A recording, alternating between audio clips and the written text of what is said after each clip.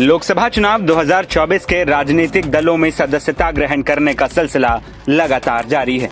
इसी कड़ी में 1993 बैच के आईपीएस अफसर प्रेम प्रकाश ने मंगलवार को भारतीय जनता पार्टी ज्वाइन कर ली।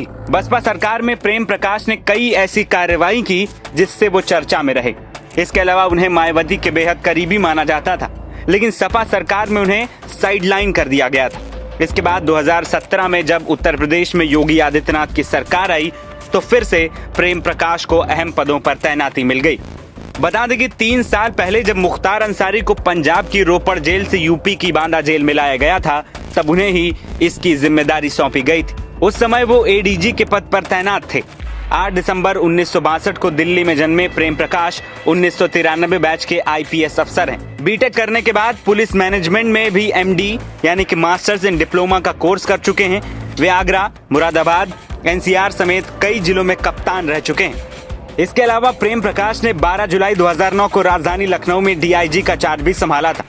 एडीजी पद से रिटायर हुए प्रेम प्रकाश ने साल 2009 में सीए एनआरसी के दंगों के दौरान कानपुर में बड़ी जिम्मेदारी निभाई थी। वहीं मुख्तार अंसारी को यूपी के बांदा जेल तक लाए जाने की जिम्मेदारी भी उन्हीं पर थी, जो खूब चर्चा का विषय भी बनी थी। वहीं मंगलवार को प्रेम प्रकाश ने बीजेपी की सदस्यता ग्रहण करने के बाद कहा, देश का जो मुझ पर कर्ज है वो उतारने राजनीति में आया हूं। आज राजनीतिक पारी की शुरुआत की है। भारतीय जनता पार्टी के जो आदर्श हैं, जो नीतियां हैं, जो संकल्प पत्र है, उससे प्रभावित होकर मैंने पार्टी ज्वाइन की है और मैं भी इस यज्ञ में अपनी आहुति देना चाहता हूं। जो आदरणीय प्रधानमंत्री जी ने जो लक्ष्य रखा है कि वर्ष 2047 में हम भारत को एक विकसित राष्ट्र के रूप में स्थापित करेंगे, तो विश्व पटल पर अपने जीवन काल में देखना चाहता हूं, इसीलिए आज पार्टी ज्वाइन की है।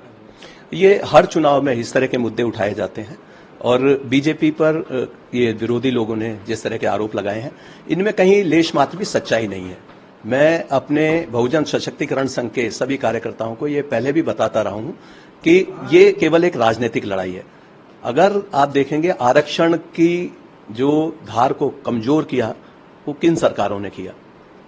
जब प्रोन्नति में रिजर्वेशन लागू किया गया था, उसके बाद जब यहाँ समाजवादी पार्टी की सरकार बनी, उसने बहुत सारे लोगों को रिवर्ट कर दिया। तहसीलदारों को लेखपाल बना दिया, क्षेत्राधिकारियों को, सीईओ को सब इंस्पेक्टर बना दिया, उनके मूल पदों पर वापस भेज दिया। और ये सबको पता है कि सदन में किसने रिजर्वेशन के बिल को फाड़ा था। तो ये इन चीजों से भ्रमित होने की आवश्यकता नहीं है। हमें देखना है कि बाबा साहब के लिए जो उनके स्मारक हैं, जो उनके विचार हैं, उसको बढ़ाने के लिए किसने काम किया। आदरणीय मोदी जी ने इस बार भी जब 14 अप्रैल को संकल्प पत्र जारी किया, उससे पहले मैंने उसका साक्षी रहा, बाबा साहब अम्बेडकर को श्रद्धा सुमन अर्पित किए उनकी जयंती पर। पूर्व आईपीएस अधिकारी प्रेम प्रकाश की छवि सख्त और कड़क अफसरों में होती थी। उनसे सिर्फ माफिया और अपराधी ही नहीं, पुलिसकर्मी भी डरा करते थे। प्रेम प्रकाश को एनकाउंटर स्पेशलिस्ट माना जाता था। जब प्रेम प्रकाश कानपुर जोन की जिम्मेदारी संभाल रहे थे, उस समय करीब 67 आरोपियों को एनकाउंटर में उन्होंने गिरफ्तार किया था। प्रेम प्रकाश ने 2019 में सीए आंदोलन में अहम जिम्मेदारियां निभाई थी।